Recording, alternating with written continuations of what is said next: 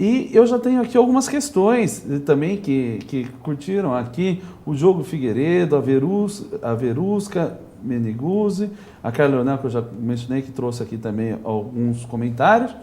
E eu já vou passar em breve para as questões específicas aqui. Uma é do Leandro Gomes, altamente polêmica, mas quando a gente falar da questão da união estável e algumas variações, a questão perigosa aqui da união entre 3 ou mais pessoas, falar um pouquinho a respeito disso. Mas para que a gente consiga logo chegar nesse tema, eu trago aqui alguma situação que eu gostaria que falasse. Eu acho que antes da gente falar de mais de 3 ou 4 pessoas, seria necessário já entrar na questão da relação da união estável com as pessoas do mesmo sexo. Perfeito. Como o professor Hernan já trouxe aqui no outro momento, foi a questão previdenciária que foi o mote disso daí. Fala um pouquinho a respeito para que a gente possa chegar nesse ponto, por favor. Claro.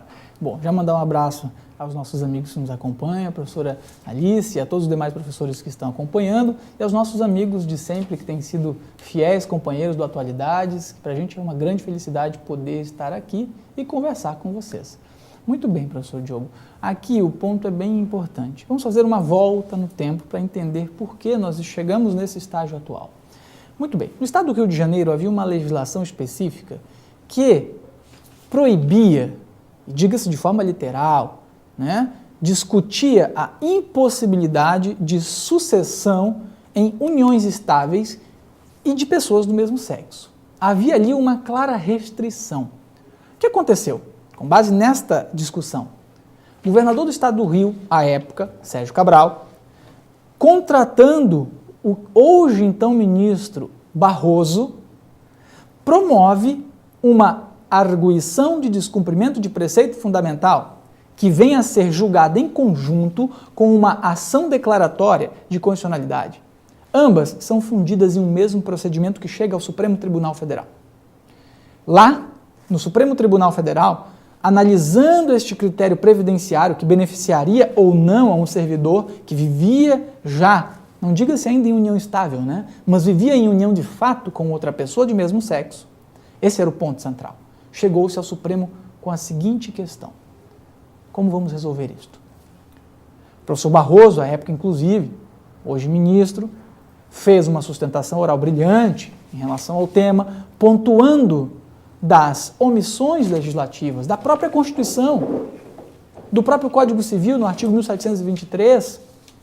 Ambos os textos dizem que a união estável é uma união que deve ser reconhecida pelo Estado e que se dá entre homem e mulher. Mas, como sabemos, uma regra de direito público, para proibir, deve ser clara na proibição. E esta interpretação, não só sistemática, foi a interpretação que fez o Supremo Tribunal Federal. E, à época, também o professor Barroso, incentivando esta interpretação. Houveram participações variadas, vários amicus curiae participando destas ações. Diga-se aqui mais precisamente, a Associação dos Homoafetivos. Nós temos no Brasil uma grande associação. A professora Maria Berenice Dias esteve lá, também sustentou. Uma série de juristas estiveram lá, sustentaram esta posição. E o Supremo, então, definiu o seguinte: pensando em Kelsen, relembrando destas positivações atuais, aquilo que não é distritamente e estritamente proibido é permitido. Essa foi a interpretação do Supremo para dizer o seguinte ao Estado do Rio de Janeiro: conceda o benefício a esta pessoa de mesmo sexo que vive em união estável com a outra pessoa. Primeiro, porque eles vivem como se casados fossem há um bom tempo. A união é pública, notória e de ampla divulgação.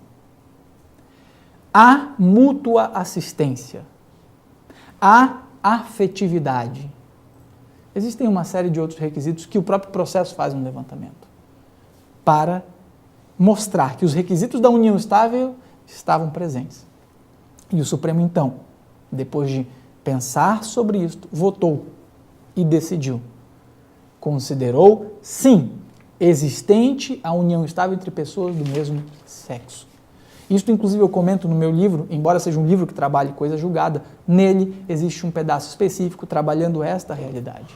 professor Diogo. Então foi assim que nasceu, né, o que hoje nós temos com muita tranquilidade, a união estável entre pessoas do mesmo sexo. Isso nasceu a partir de um questionamento previdenciário no estado do Rio, chegou ao Supremo e estamos hoje no estágio atual.